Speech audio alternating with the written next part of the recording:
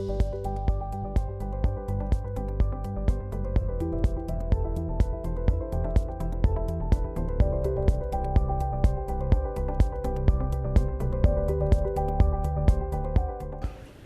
European project in itself has been absolutely fundamental for Sweden to stand behind its economic development, which is almost second to none, and has provided us the opportunity to develop.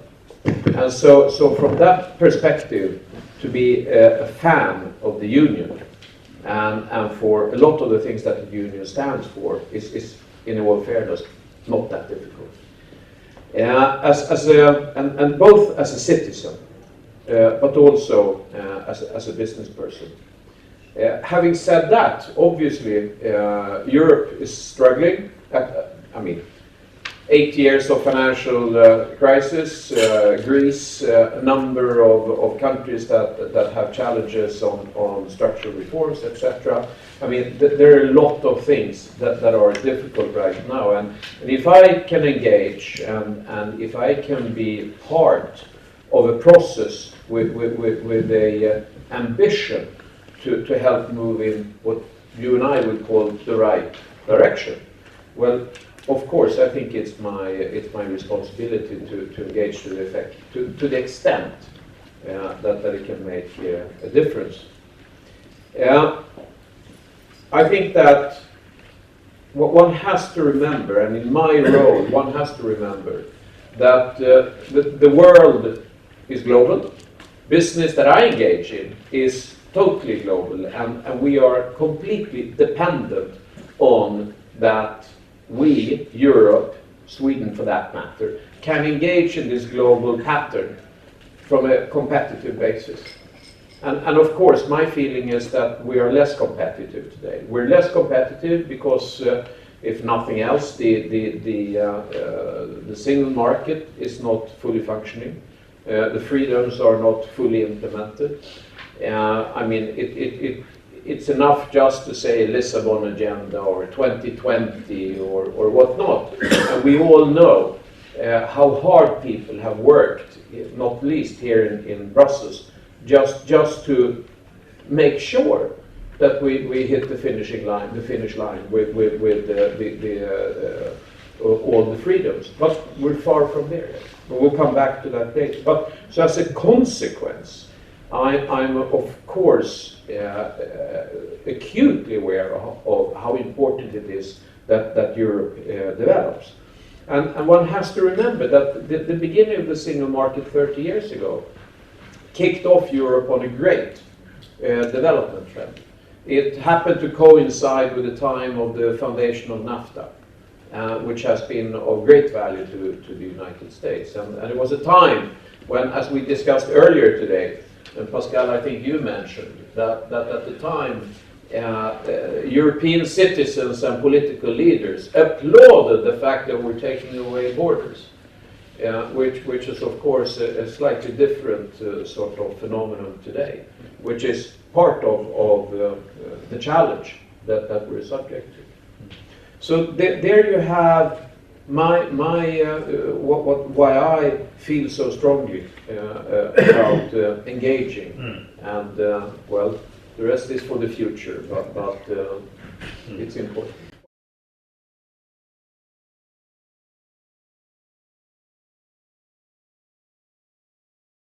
What kind of Europe is it we're truly looking at? And of course, it's not only a refugee crisis. Even though I have to say, I'm not sure we as citizens of Europe really understand the magnitude of what we're seeing around us.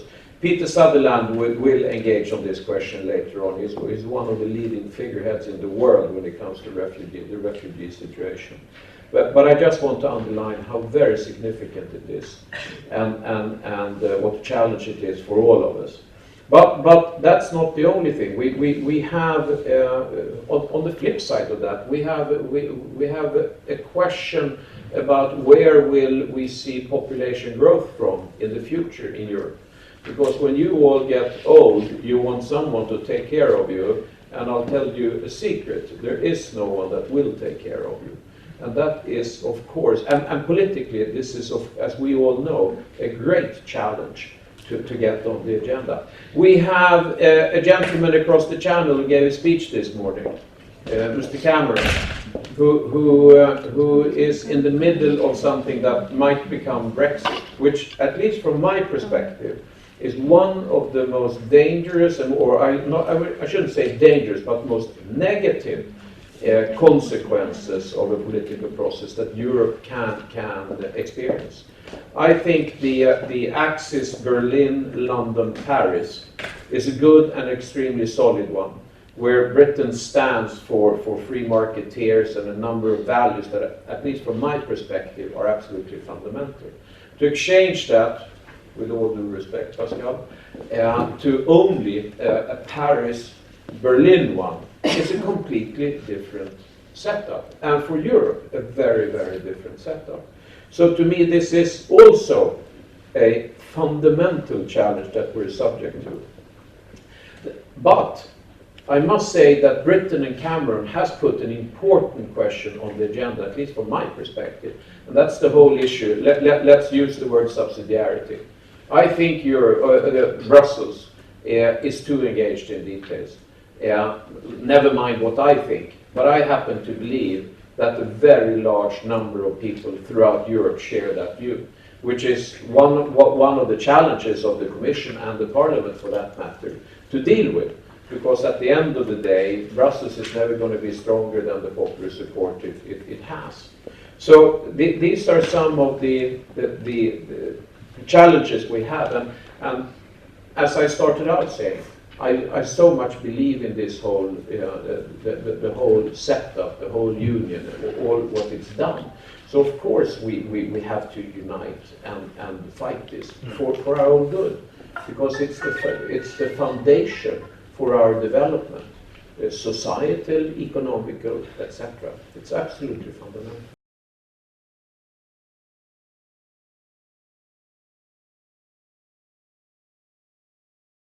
I would venture to say that first of all, what globalization has offered the world has put us in terms of economic development, taking people out of poverty, etc. It's taken us on a path that I believe to be irreversible. So I really don't see that as the issue. However, of course, after 8 years of financial struggle, in the middle of a refugee crisis, a number of things are happening short term in our society. Of course, the human reaction is one of saying, let's wait, let's take it easy, let's be a bit more careful, let's take care about our own people first, even though we know it's at the expense of economic development and so on. But politically, I understand and respect that is what's happening. Do I think it's good? Of course not, but I believe it could be inevitable. And we see it right now as we speak in Europe throughout. And it is what it is. I think it's up to all of us, not the least Brussels, to stand up and the good stories, the narrative, and continuously explain and fight for what we believe in. Because at the end of the day, I think that is what will serve all of us best. There are, of course, countries that will utilize this to their advantage. That they will impose protectionism. They will be much more difficult to deal with, etc. That is, it's part of the game. But as I said, I believe it's something that we have short term. In the longer term, I truly believe that globalization is here to stay. We passed the point of no return, and maybe that's the whole point about Europe. And that's the point of our project.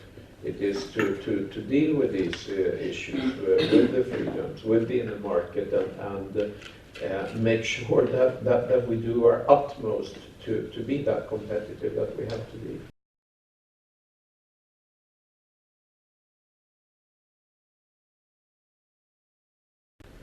I'd say probably 9 cases out of 10, no. It's industries, technologies, services are truly global, and you can truly go global with them. It could be practicalities that makes it more difficult. Then there are certain areas that we all know are much more politically sensitive. In our country, the fact that you have private schools is against the whole character of Swedish people. That is something that government, society provides. So we have a fun debate whether that is good or bad. The same when it comes to taking care of the elderly or running hospitals and so on. We're sort of late beginners, and so we're having a fun debate. My point is, there we cannot go international. Because why? No, well, we could, because we could go to other countries, but we can't take those companies that we started here and then go international. We have to learn to walk before we can run, kind of thing. But in most cases, no, of course you can go international today. And even if you don't think you can go international, you start to see a lot of international competitors coming into your marketplace. So whether you like it or not, it's already there.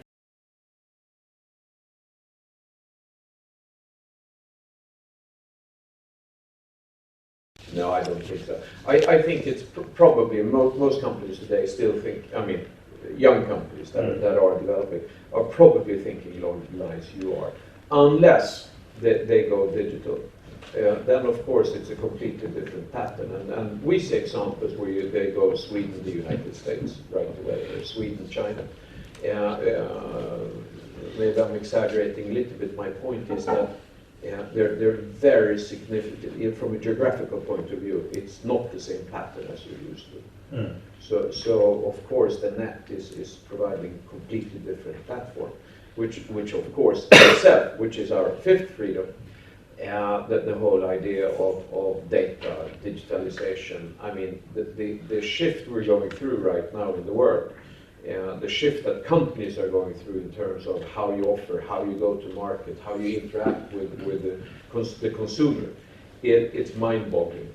And it is something that businesses are struggling with, if you ask me, in the sense that as we see, ask the hotel chains how much fun they're having with their net competitors, or the taxi companies, or it's interesting. Uber in San Francisco, I think someone told me yesterday that the yellow cab business in San Francisco is $160 million per year.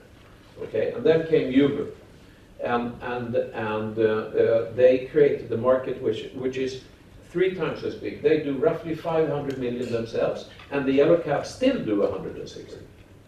So here you have dynamic forces coming in because of the net, because of our devices and all of that.